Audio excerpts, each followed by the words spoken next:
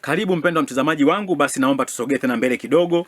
Tumeshajifunza namna ambavyo Roho Mtakatifu alivyokuwa akifanya kazi na watu kabla ya Pentekosti, miaka 1400 kutoka kwa Adamu mpaka kwa Kristo, lakini tumejifunza namna ambavyo anafanya kazi wakati huu wa sasa, wakati wa kanisa, kwamba Roho Mtakatifu wakati kabla ya Pentekosti alikuwa juu, lakini baada ya Pentekosti anakaa ndani ya watu.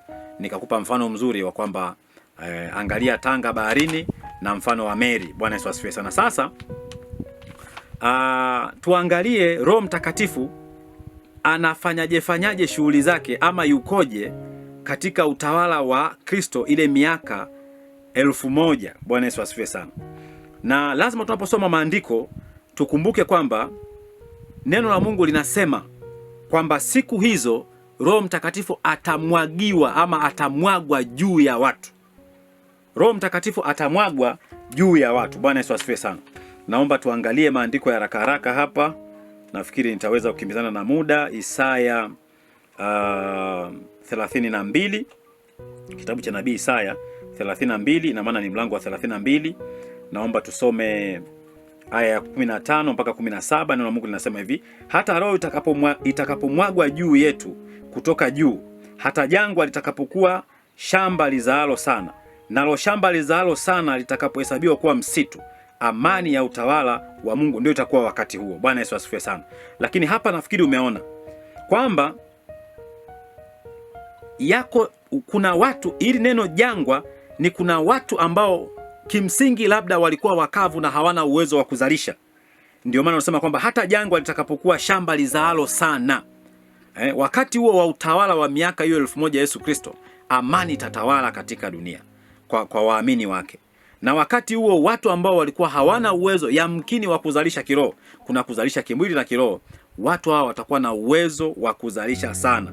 Na wale waliokuwa na uwezo wa kuzalisha sana, Biblia inasema kwamba hao watakuwa msitu. Bwana Yesu asifiwe sana. Lakini pia tuangalie kitabu cha Yoeli, nabii mdogo Yoeli. Tufungue ule mlango wa 2, soma aya ya 28. Bwana Yesu asifiwe sana. Anasema hata itapokuwa baada ya hayo ya kwamba nitamimina roho yangu juu ya wote wenye mwili, na wana wenu waume kwa wake watatabiri, wazee wenu wataota ndoto, na vijana wenu wataona maono. Very powerful speech. Huwa naipenda sana. Kwa hiyo kipindi hiki ni kwamba roho huyo atamiminwa juu ya watu.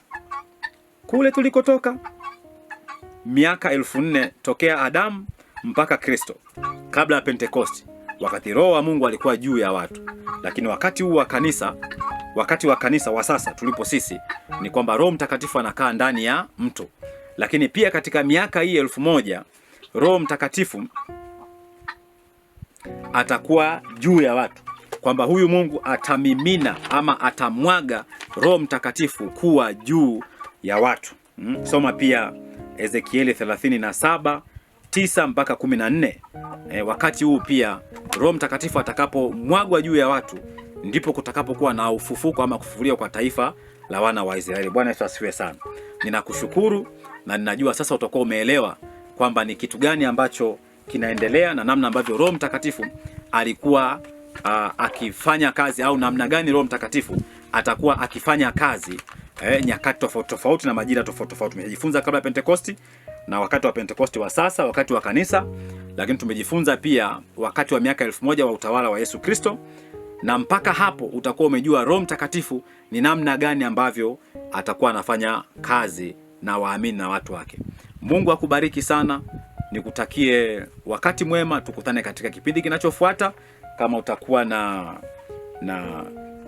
jambo la kuzungumza na mimi, niandikie kupitia anwani 1024 Iringa, ama nipigie simu 0784 66 22 10. Mungu akubariki. Tukutane katika kipindi kinachofuata. Amina.